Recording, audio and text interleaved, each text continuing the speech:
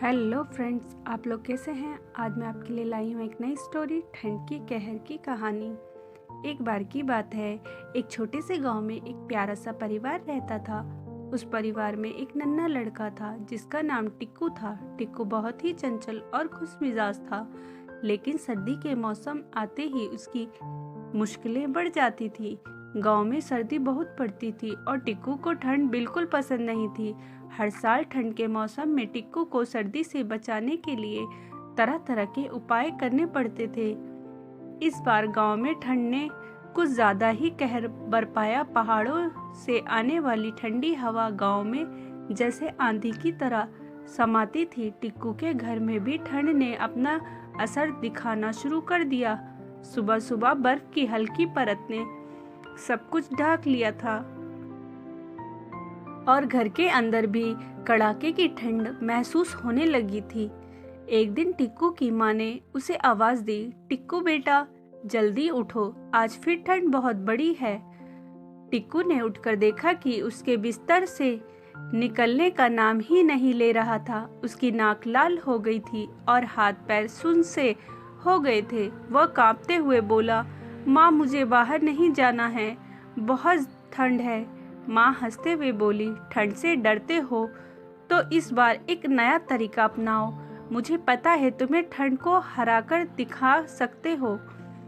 टिक्कू ने सोचा, माँ ने तो कुछ अच्छा कहा है, क्यों ना इस ठंड से कुछ नया सीखे। फिर टिक्कू ने ठंड से निपटने के लिए एक योजना बनाई। वो अपने दोस्तों के साथ मिलकर ठंड का मुकाबला करने के तरीके ढूंढने निकला। पहले कदम उसने ये उठाया कि सभी ने मिलकर एक बड़ा अलावा जलाया। ठंड को हराने के लिए गर्मी का होना जरूरी है, टिक्कू ने कहा। लेकिन अलावा जलाने के बाद भी ठंड का असर कम नहीं हुआ। तो अब उसने सोचा कि ठंड से बचने के लिए उन्हें कुछ गर्म कपड़े पहनने चाहिए। टिक्कू ने अपनी माँ से पुराने स्वेटर और ऊनी चादरें लाकर सबको पहनने को दी। अब सब लोग थोड़ा आराम महसूस करने लगे। टिक्कू ने सोचा कि ठंड को पूरी तरह से हराने के लिए कुछ और करना होगा। तो उसने और उसके दोस्तों ने मिलकर गांव के चारों ओर बर्फ की परतें हटाई ताकि लोगों को बाहर जाने में दिक्कत ना हो। लेकिन अचानक एक दिन गांव में ठंड ने और भी ज्यादा तांडव मचाया। बर्फ का स्तर बढ़ गया और लोग अपने घरों से बाहर नहीं निकल पा रहे थे। तभी टिक्कू और उसके दोस्तों ने एक बहुत ही अच्छा आइडिया सोचा। उन्होंने गांव के हर घर में कंबल और गर्म कपड़े बांटने का फैसला किया। साथ ही उन्होंने एक सार्वजनिक अलावा जलाने की योजना बनाई ताकि लोग उसमें गर्म हो सके। कुछ ही दिनों में टिक्कू और उसके दोस्तों के प्रयासों से गांव में ठंड का कहर कम होने लगा। लोग गर्म कपड़े पहनकर अलावे के आसपास बैठकर ठंड से बचने लगे। गांव के लोग टिक्कू की बहादुरी की सराहना करने लगे।